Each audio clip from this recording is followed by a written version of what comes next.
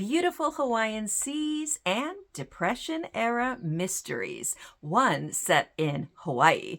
In today's video, I want to share with you a few clips of gorgeous Hawaiian views and my adorable grandson. But mostly, I want to talk about 4 really interesting books. The scene from my daughter's balcony is pretty awesome. I think what I love most, though, is the sounds.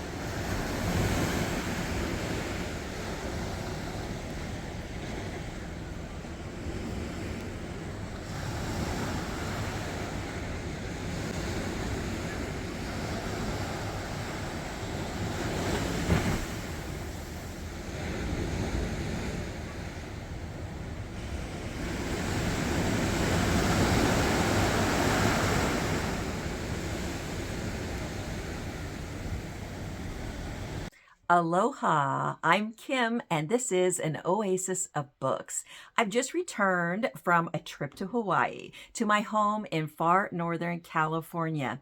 Yes, I was visiting on the island of Oahu with my daughter and her partner and my 1-month-old grandson, Wilder. He's my only grandchild thus far, born just before my 60th birthday. And of course, I enjoyed my time with my daughter and her partner, but I'm sure you understand it was mostly about holding that baby. While in Hawaii, I also had the great opportunity to meet up with a fellow booktuber, the lovely Marilyn. And she did a fun short at our meetup, which you can check out on her channel, Marilyn Maya Mendoza, which I will link down below in the description. Now, somehow, while we were chatting away, I completely forgot to film a clip to put in this video or even to take a photo. Maybe because I'm 60 now? Not sure. We'll have to get that photo and that video the next time we meet up, either when I go back to Hawaii or maybe when you come, Marilyn, to visit San Francisco at some point. Marilyn's such an interesting person. I really enjoyed getting to know her better, and she brought me gifts. She brought me 3 fantastic books, which we're going to talk about in a minute. Also, while I was in Hawaii, I insisted on taking my daughter to her local library. She's been there before, but not for a while, and she wasn't sure if they had a used book sale section. So I called ahead. They assured me they did, and we went. And my goodness, it was great. And this is why I make it a habit to stop at libraries everywhere I go. Everywhere I travel, I find any libraries in that town and I stop in if at all possible, because I'm always on the lookout for great books that I want to collect that I'm not finding easily. And this is where you find them. And also, usually they're a great deal. And this library was no exception. They did have some good deals. And also, their used book section was really well organized into different categories. You know, they had nature books, mysteries, YA, current books. They had a great kids section too, which you don't always see. And my daughter had a lot of fun with that. She found some fabulous books there, including a lot of her favorites from childhood, and even the complete collection of Babar stories, you know, the elephant.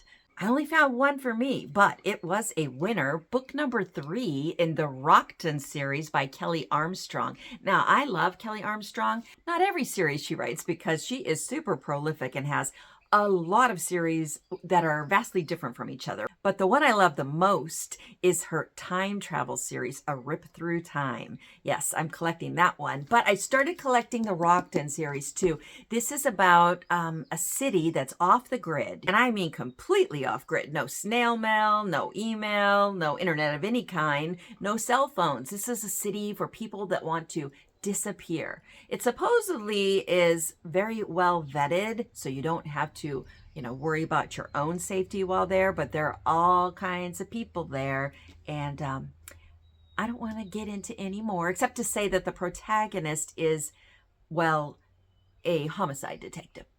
Let's put it that way. So this is definitely not cozy. It's a crime fiction, but I do love it.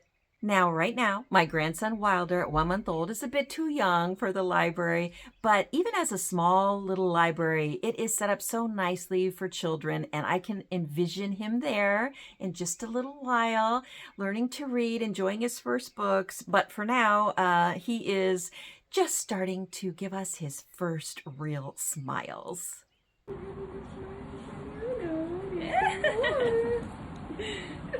Oh my gosh.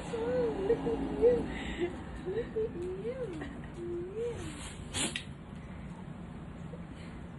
you. Well, it's never gonna stop now. Oh my gosh. You want a smiley baby. Yeah. Getting back to my visit with Marilyn, we had such a great chat together.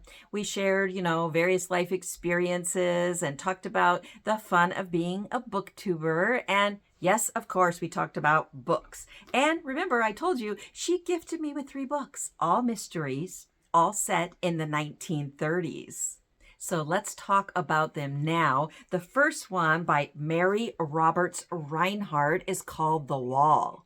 Now, I didn't know anything about Mary Roberts Rineheart, so when I looked her up, wow, that was some really interesting stuff.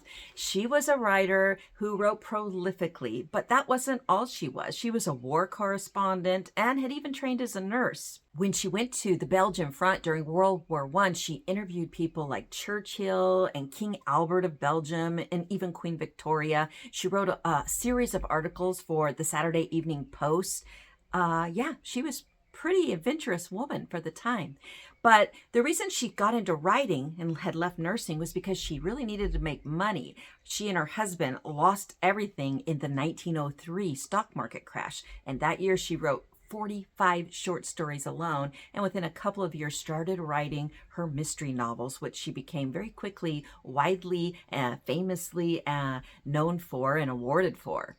Now, about 15 years after her husband died, Mary Roberts Rineheart bought a home, a vacation home for the summer in Maine. And it's believed that that home was the inspiration for the resort home in this book, because she bought the home in 1937, and a year later, in 1938, The Wall was published. And it is a closed circle mystery set at this resort, lots of suspects, and it's a former vindictive wife who ends up dead, and an older lady and her niece and nephew who set about to try to help solve the crime, help the local authorities who maybe can't be trusted to do it on their own. Not sure, because I haven't read much about it. I don't want to get spoiled. And I'm just really interested, because if I end up liking this author, there is a lot more from her I can read. And as Marilyn mentioned in her short, she was and still is widely known as the American Agatha Christie. And apparently people are a little bit confused as to why she's not currently more well known. Well, we shall see. The second book Marilyn gifted me with is The Listening House by Mabel Seeley. Isn't that a great cover? This was published in 1938 and set in the Depression. I know nothing about this book, so let me read you the back. After losing her copywriting job, young Gwen Dacre seeks a place to live when she stumbles upon Mrs. Gar's old boarding house. Despite the gruff landlady and an assortment of shifty tenants, Gwen rents a room for herself and spends her first few nights there tensely awake, the house creaking and groaning as if listening to everything that happens behind its closed doors. A chain of chilling events leads to the gruesome discovery of a mutilated body in the basement kitchen, dead of unknown circumstances. Was it an accident or murder? Under the red-black brick facade of the old house on Trent Street, Gwen uncovers a myriad of secrets, blackmail, corruption, and clues of a wicked past. As she closes in on the truth, the cold, pale hands of death reach for Gwen in the night. That sounds so intriguing. I can't wait to start reading this. Now, another reason I can't wait to read this book is because of the endorsement from Victoria Thompson. I love Victoria Thompson and have a lot of her books. What a find, she says. I'm so happy to have discovered Mabel Seeley. I love Victoria Thompson's Gaslight mysteries, and I've been collecting them from the very beginning. She now has 27 in the series, and I have 24. I've got to pick up the last 3. I also started collecting her newer series, the Counterfeit Lady novels. Victoria Thompson says, I changed my mind a dozen times about who I thought the killer was, but I was wrong every time. Well, I think I can trust Victoria Thompson to give me a good recommendation. So yeah, this mystery has moved up high on my TBR list. Thank you, Marilyn. And then the third book Marilyn gifted me is actually not only set in the Depression, but set in Hawaii. Look at that cover. So this is Murder Casts a Shadow, written by Victoria Nalani Kneubuhl. So yes, this book is set in 1934, pre-World War II Honolulu, and two young people, Ned, a playwright, and Mina, a newspaper reporter, discover that a famous painting has been stolen from a museum and some murders start to happen. So of course they get together and try to solve the mystery. This sounds really good too, and I love the fact that it is set there in Honolulu before World War II. So really looking forward to it. It also has a cast of some pretty interesting characters. In addition to Mina's grandmother, Hannah, there is a woman who is an antiques and explosives expert and a hula chanter and dancer named Hinano Kahana. And apparently they help out Mina and Ned to solve this mystery. I really enjoyed my time in Hawaii. Everyone knows how beautiful it is there, but I also have a personal connection to the state. My own great-grandparents immigrated from Hawaii. They were Portuguese immigrants there, and they brought a lot of the culture with them to the Bay Area of California, and I grew up hearing all their stories. My grandma always wore her big Hawaiian muumuus, and she baked Hawaiian sweetbread all the time, and malasadas. And before I left Hawaii, my daughter and I made sure to get some authentic malasadas and Portuguese sweetbread, which have inspired me to get back to baking and frying those myself, which I've done through the years, but you know, it's a bit of work, but well worth it. I have such fond memories of enjoying those treats from my grandma as I was growing up, and then experimenting with and finally succeeding with using her recipes to bake my own sweetbread and fry my own malasadas. And so, yeah, I want to get back to that. I'm motivated now. I'm going to leave you now with another view of the beautiful Hawaiian seas and remind you to sit back, enjoy some nature, and maybe read some wonderful classic mysteries. Until next time, aloha.